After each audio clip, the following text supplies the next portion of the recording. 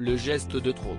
De passage à Marseille à l'occasion d'une visite assez mouvementée, le polémiste Éric Zemmour a terminé son voyage d'une façon tout aussi remarquée, avec un doigt d'honneur. CIST, un photographe de l'AFP qui a capturé l'image, qui a immédiatement fait le tour des réseaux sociaux avant d'être repris par les médias d'information. Alors qu'une femme s'approchait de sa voiture, Éric Zemmour a baissé la vitre, pensant qu'elle allait lui parler. Elle lui a alors fait un doigt d'honneur et la seule réponse de celui qui laisse planer le suspense sur une possible candidature à la présidentielle 2022 a été de lui en faire un autre à son tour.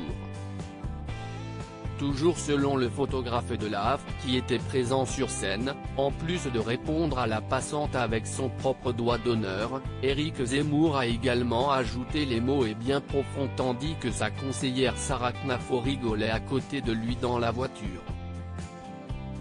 Le déjeuner d'Éric Zemmour qui a suivi sa visite de la célèbre cathédrale la Major de la cité phocéenne s'est donc terminé sur une note des plus amères.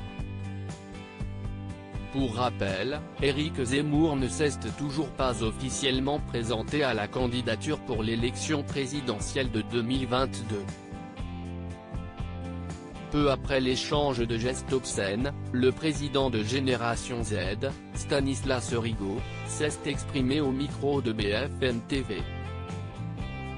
Un geste instinctif ?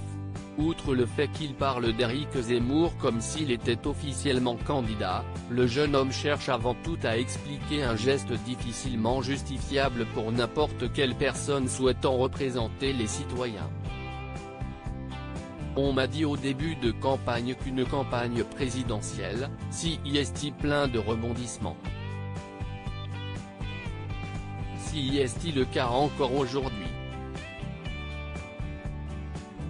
On peut trouver le geste déplacé, maintenant CIST un geste, Olivier Hubeda, conseiller d'Éric Zemmour, note de la rédaction, d'ailleurs l'a dit, d'exaspération et instinctif de sa part. Reste à savoir si CIST le genre d'instinct qu'on est en droit d'attendre d'un potentiel président.